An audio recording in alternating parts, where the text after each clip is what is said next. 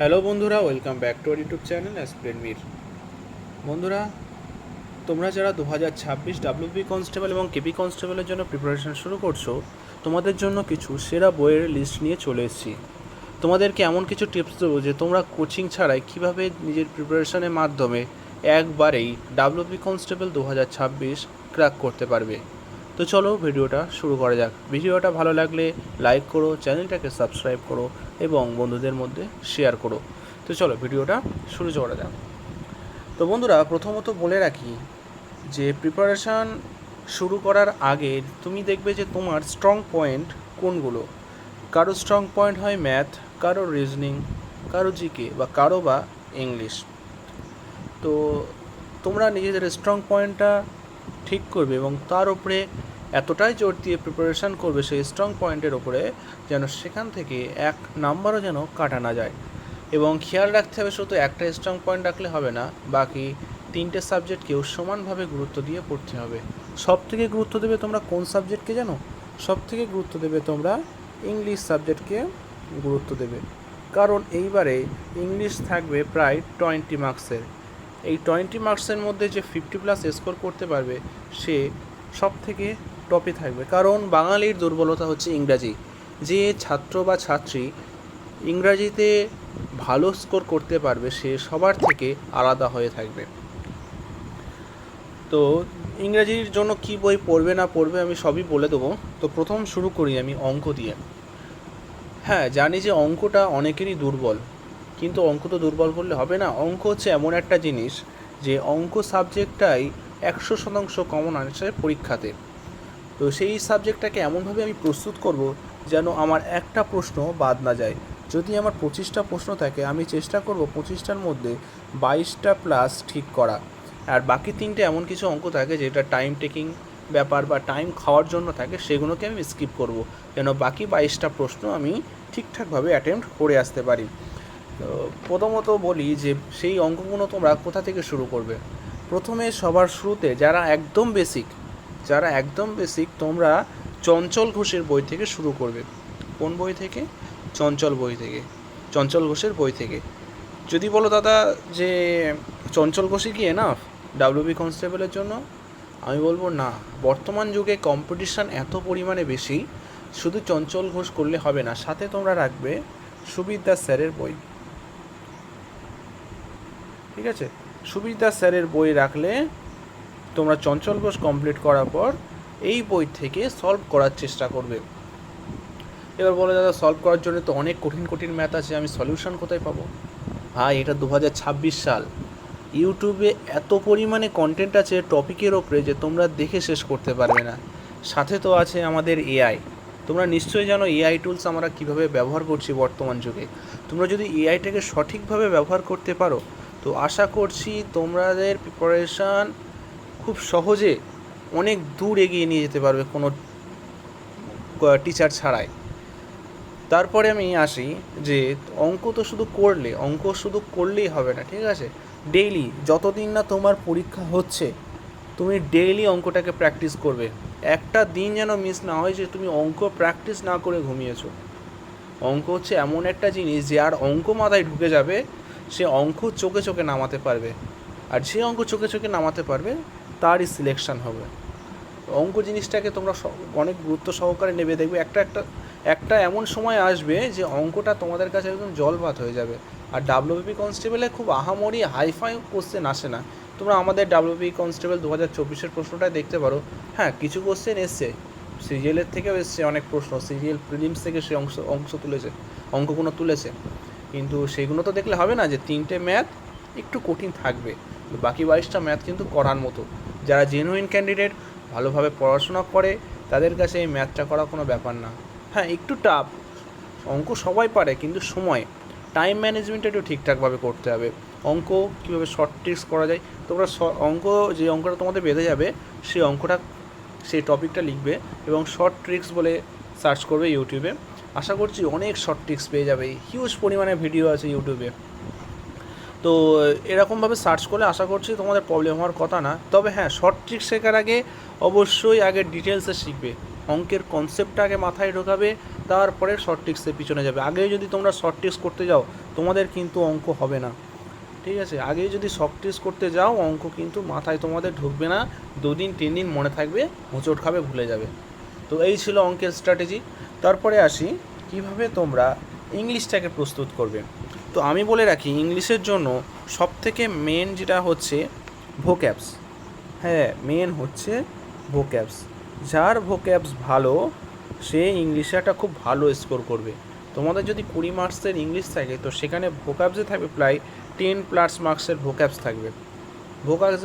ভোক্যাবসের ওপরে WBPRB যে question set করে ভোক্যাবসের ওপরে অনেক গুরুত্ব দেয়। তো ভোক্যাবসের জন্য তোমরা কোন বই ফলো করবে? তো তোমরা ফলো করবে যে বইটা সেটা হচ্ছে ব্ল্যাক বুক, ঠিক আছে?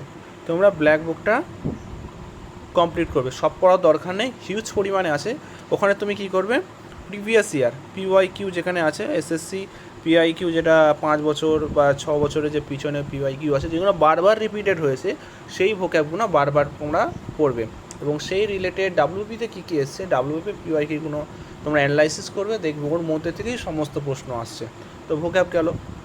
তো এবার আসি যে গ্রামারটা কী করবে?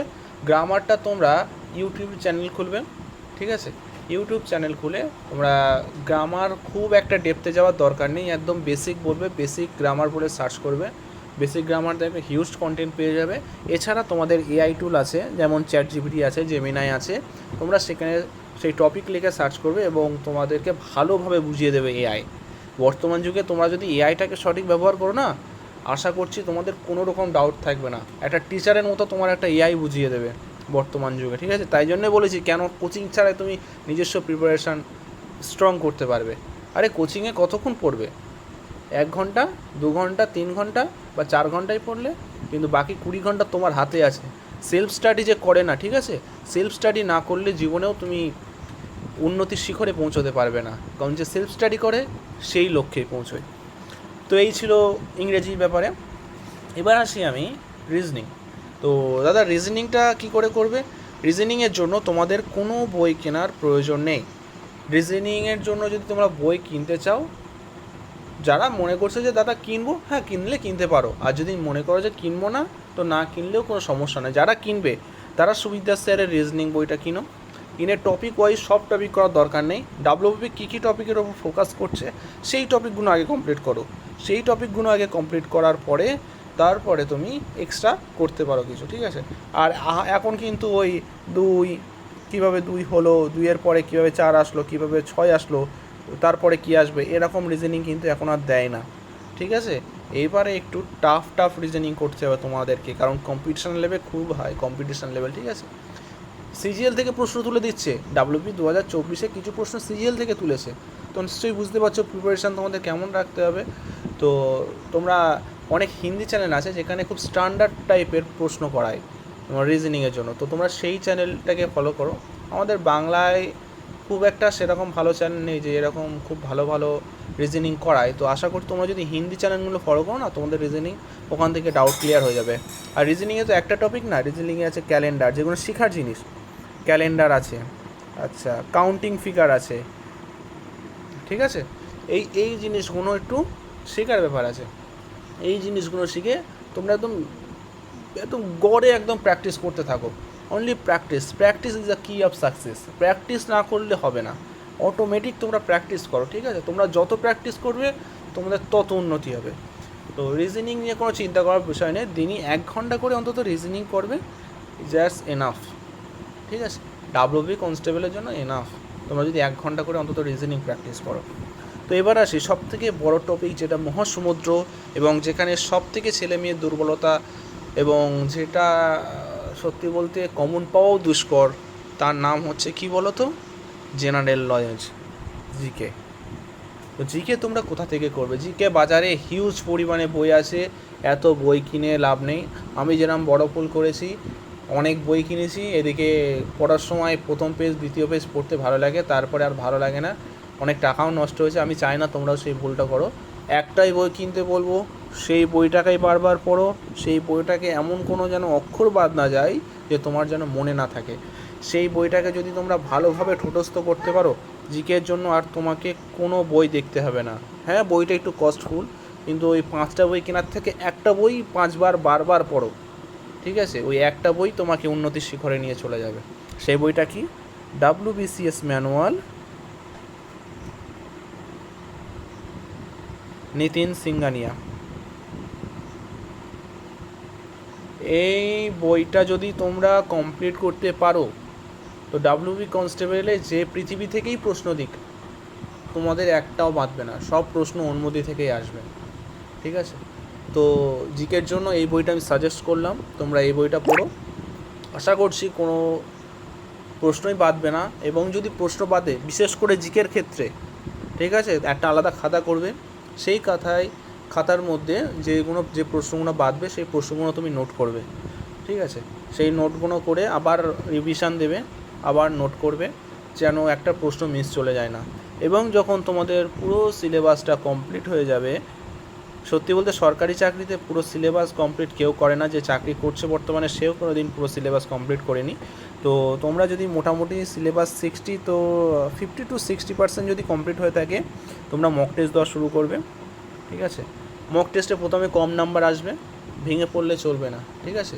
তো যদি তোমরা মক টেস্টটা সেইভাবে দাও, একদম নিজের প্রতি সৎ থেকে মক টেস্ট দেবে, 60 মিনিট, প্রথমে তোমরা 60 মিনিটেই দেবে, তারপরে আস্তে আস্তে টাইমটাকে কমানোর চেষ্টা করে 55 মিনিট বা 50 মিনিটে মক টেস্টটা দেবে, ঠিক আছে? তারপরে মক টেস্টে যে প্রশ্নগুলো বাজছে, যে টপিকের ওপরে প্রশ্নগুলো বাজছে, সেইগুলো একটা আলাদা খাতায় নোট করবে, সেই নোটগুলো করে আবার ওই যে খামতিগুলো পূরণ করে তারপরে আবার পুনরায় মক টেস্ট দেবে। এইভাবে তোমরা যদি প্রিপারেশনের আগে 150 থেকে 200খানা মক টেস্ট দাও, আশা করছি তোমাদের চাকরির কেউ আটকাতে পারবে না, ঠিক আছে? তোমরা শুধু ওই পড়াশোনাটা যেভাবে বললাম সেভাবে করো, এবং ফিজিক্যালটা মন দিয়ে করো, তোমাদের 100% সিলেকশন হবে, ঠিক আছে? তো আজকে ছিল এতটুকু ভিডিও। যদি ভিডিওটা ভালো লেগে থাকে লাইক করো, চ্যানেলটাকে সাবস্ক্রাইব করো, এবং পরবর্তী কোন বিষয়ের উপরে তোমাদের সাজেশন দরকার, বা যদি বলো যে দাদা এই আমাদের এই সাবজেক্টটা দুর্বলতা বা এই টপিকের ওপর দুর্বলতা, আমি তার ওপরেও ভিডিও দেওয়ার চেষ্টা করব, তোমরা কমেন্টে জানাও। আশা করছি তোমাদের ভিডিওটা ভালো লেগেছে। তো এতটুকুই আজকে ভিডিও। জয় হিন্দ, জয় ভারত, বন্দে মাতরম।